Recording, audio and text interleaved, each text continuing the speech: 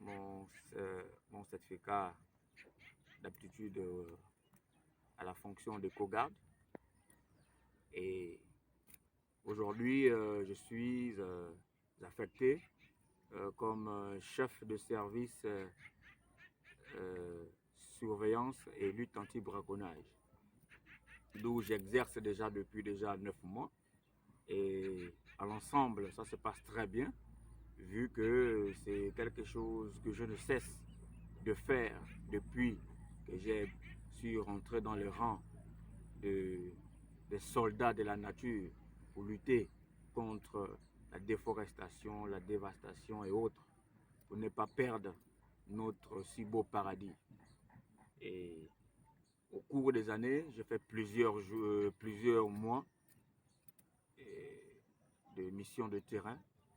C'est la partie de l'iceberg qui est assez dangereux, nos missions de terrain. On rencontre, Dieu merci, que nous sommes régulièrement mis à jour dans le renforcement des capacités avec plusieurs partenaires.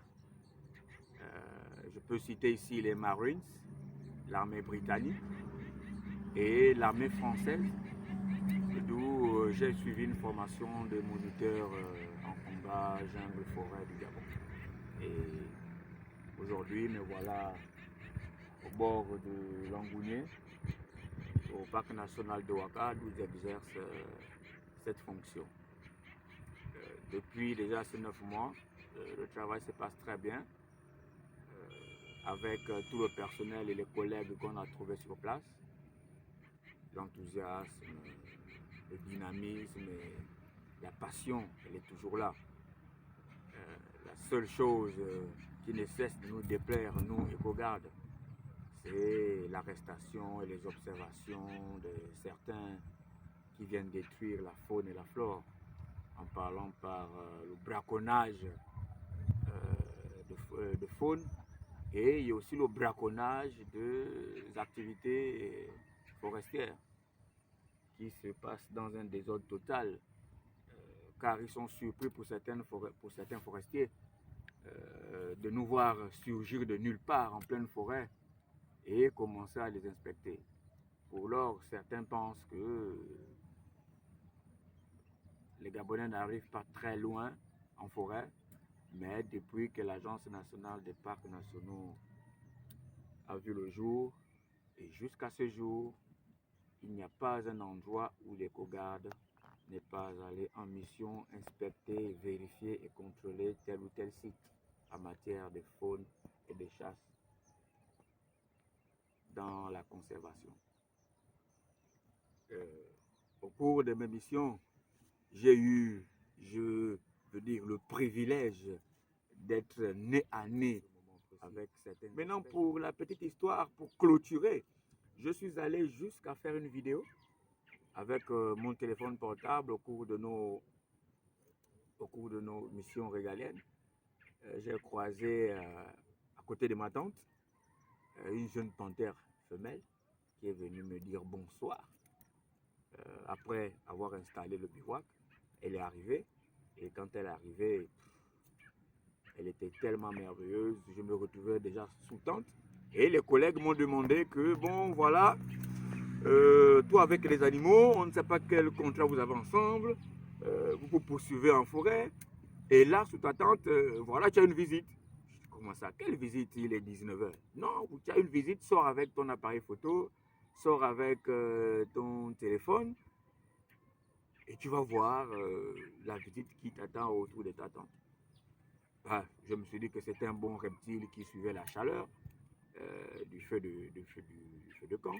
Et quand j'arrive, je tombe nez à nez, à 2 pas de ma tante, nez à nez avec une jeune panthère femelle. J'ai aussitôt fait par messagerie état à notre direction en ville, et puis bon, ils ont juste posé des questions, qu'est-ce qui s'est passé? Bon, écoutez, la vidéo elle est là. L'animal ne nous a pas attaqué, et vu le comportement de l'animal, c'était une première que cette jeune panthère voit du feu, sent du feu, voit la tente et voit des êtres humains. Elle était tellement merveillée, moi avec encore plus, qu'elle a passé de 19h à 22h avec nous. Après, les batteries étaient tellement faibles, on a pris juste un petit court-métrage. Et vous le verrez cette vidéo. Après, on a veillé avec elle jusqu'à ce que la fatigue nous a emportés. Et sachant que demain, on avait encore plus de 1000 bornes à taper, ben, on s'est empressé à aller dormir, se reposer pour attaquer la mission le lendemain. Et on l'a laissé là. Ce sont des parcs naturels. Donc, on ne va pas interdire à une telle ou telle espèce de se déplacer. Non, on veut toujours les laisser dans leur environnement aisé et être propre pour que, autour du parc, s'il n'y a pas de sécurité, ben, il ne serait plus au niveau du parc qui est sécurisé en permanence par les agents. Et ce fut jusqu'à ce jour des expériences inoubliables et pour rien au monde, très sincèrement pour rien au monde, je vais me lever un beau matin et dire que je ne suis plus un éco-garde et je ne suis plus un conservateur de ce beau paysage. Non, moi non. Je pense que